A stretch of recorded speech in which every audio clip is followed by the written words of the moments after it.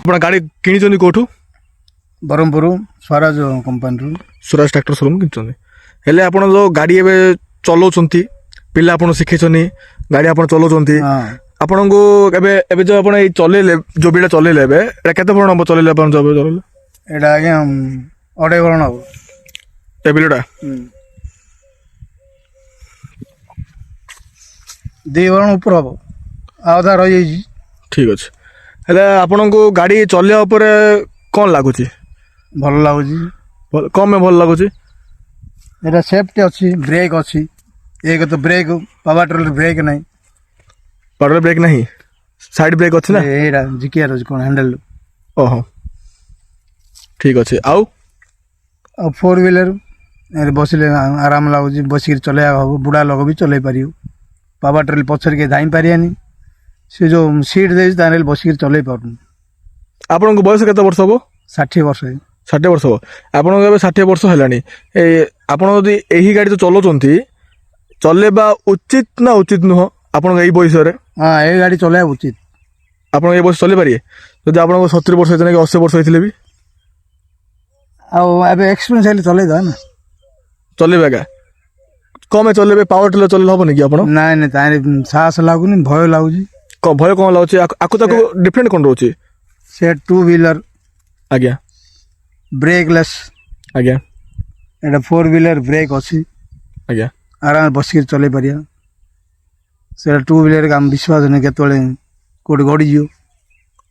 ଆଜ୍ଞା, ଆପଣ ଯେଉଁ ପାୱାର ଟ୍ରିଲର ଚଲାଉଥିଲେ ନା ଆପଣ ପାୱାର ଟ୍ରିଲର? ପାୱାର ଯେଉଁ ଚଲାଉଥିଲେ ସେଇଟା ତାର ଯେଉଁ ଚଲେଇବା ଉପରେ ଯେଉଁ ପ୍ରଣାଳୀ ଅଛି, ଆମେ ଚଲେଇବା ଟାଇପ୍ରେ ଆପଣଙ୍କୁ ଯାହା ବି କିଛି ବି ଫିଲ୍ ହେଇଛି, ଆଉ ଏ ଗାଡ଼ି ବି ଚଲେଇଲେ ତାକୁ ତଫାତ୍ କ'ଣ ରହୁଛି? ମାନେ ଆପଣ ଚଲେଇବା ଉପରେ ତଫାତ୍ କ'ଣ ରହୁଛି? ଆପଣଙ୍କୁ ନିଜକୁ କ'ଣ ଲାଗୁଛି? ଆମର ସେଇଟା ବି ଥିଲା ଗ୍ରିପ୍ସ କମ୍ପାନୀର ବସିବା ଗାଡ଼ି। ଆଜ୍ଞା।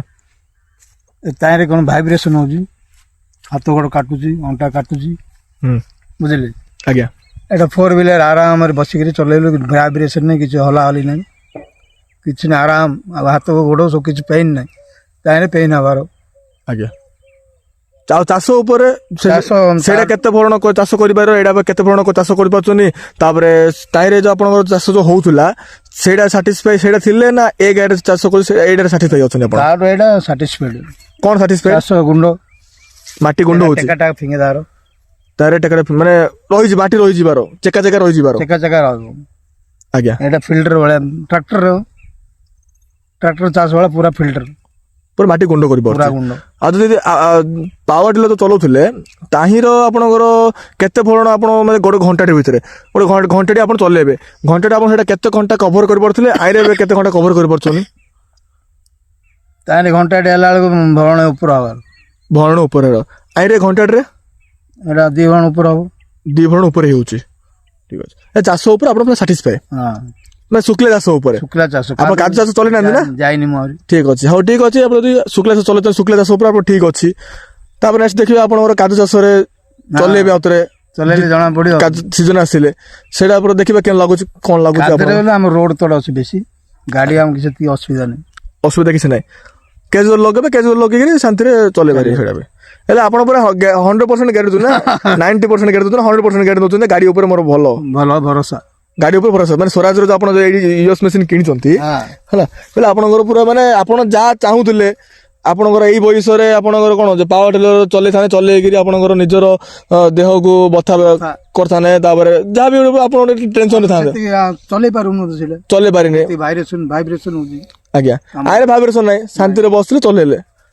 ଆଉ ଚାଲିବା ଗାଡ଼ି ତ ଆମେ ଚାଲି ପାରିବୁନି ପଛରେ, ଯୋଉଟା ଆପଣ ଚଲେଇ ଚାଲି ଯାଉଛନ୍ତି, ଯୋଉଟା ଧାଇଁ ପାରିବ, ବଳ ଅଛି। ଆଜ୍ଞା, ଆରେ ଶାନ୍ତିରେ ବସି ଚଲେଇଲ, ସେଇଟା ବଡ଼ କଥା। ଆଜ୍ଞା, ସ୍ୱରାଜର କୋଡ୍ ବାଇ ଯେଉଁ ସ୍ୱରାଜ ଅଛି ୟେସ୍ ମେସିନ୍ ଯୋଉଟା ଆଜ୍ଞା କିଣିଛନ୍ତି, ଆଜ୍ଞାଙ୍କର କହିବାର ମତାମତ ଯେ ପାୱାର ଟ୍ରିଲର ଠାରୁ ଏହି ଗାଡ଼ି ବହୁତ ଗୁଣରେ ଭଲ। ଆଉ ପାୱାର ଟ୍ରିଲର ତାଙ୍କେ ଯାହା ଯେମିତି ଚାଷ କରୁଥିଲେ, ଯାହା ପ୍ରୋବ୍ଲେମ ମାନେ ଫେସ୍ କରୁଥିଲେ, ଆରେ ସେଇ ପ୍ରୋବ୍ଲେମ ନାହିଁ। ମାନେ କଷ୍ଟମର କହିବା ଅନୁସାରେ ସେ ଗାଡ଼ିରୁ ଏ ଗାଡ଼ି ମୋତେ ବେଟର ଲାଗୁଛି। ଆଜ୍ଞାଙ୍କୁ ହେଲା 60 ବର୍ଷ ନା? ଆଜ୍ଞାଙ୍କୁ ହେଲା ଏବେ 60 ବର୍ଷ ହେଲା। 60 ବର୍ଷ ବୟସରେ ତାଙ୍କେ ଏହି ଗାଡ଼ିରେ ସାଟିସ୍ଫାଇ ଅଛନ୍ତି। ମୁଁ ଏଥିରେ ବସିକିରି ଚଲେଇ ପାରିବି, ଅଣ୍ଟା ପିଠି କାଟିବନି, କିଛି ଗୋଡ଼ ହାତ ପେନ୍ ନାହିଁ, କିଛି ନାହିଁ। ଆଉ ସେଇ ପାୱାର ଟ୍ରିଲରରେ ତାଙ୍କ କହିବା ଅନୁସାରେ ଯେ ଗାଡ଼ି ପଛେ ଧାଇଁବାର ଗୋଡ ପେନ୍ ହବ, ଆପଣଙ୍କର କାଦରେ କାଚ ଫାଚ ବି ଲାଗି ଯାଇପାରେ, ସାପ ଜନ୍ତୁ ଜନ୍ତା ବି ଆସି ଯାଇପାରେ। ଆଇରେ ସେଇ ଅସୁବିଧା ନାହିଁ। ତାଙ୍କର ବହୁତ ଅସୁବିଧାର ସମ୍ମୁଖୀନ ହୋଇପାରୁଥିଲେ। ଆଉ ଏଇ ବୟସରେ ତାଙ୍କେ ସେଇ ଗାଡି ତ ଚଲେଇ ପାରିନଥାନ୍ତେ, କହୁଛନ୍ତି ଏଇ ଗାଡି ତାଙ୍କ ପାଇଁ ଉପଲବ୍ଧ ବୋଲି। ଆଜ୍ଞା, ହେଲେ ଆପଣ କେତେ ଖୁସି ଅଛନ୍ତି ଏଇ ଗାଡି କିଣିକି? କେତେ ଖୁସି ଅଛନ୍ତି? ମାନେ 100 ଭାଗରୁ କେତେ ଭାଗ ଖୁସି ଅଛନ୍ତି? 100ରୁ 100? କେମିତି 100? ଆପଣ ତ କାଦ ଚାଷ ଚଲେଇ ନାହାନ୍ତି। ଭଲ ଲାଗୁଛି ନା, କାଦରେ ଆগে ଏତେ ଟେନସନ ନାହିଁ, କାଦ ଟେନସନ ନାହିଁ, ଆଉ କିଛି କାଦର ପୁରା ଆହୁରି ଫ୍ରି ଲାଗିବ। କେଜଲ ଲାଗିଯିବ ତାର ସେ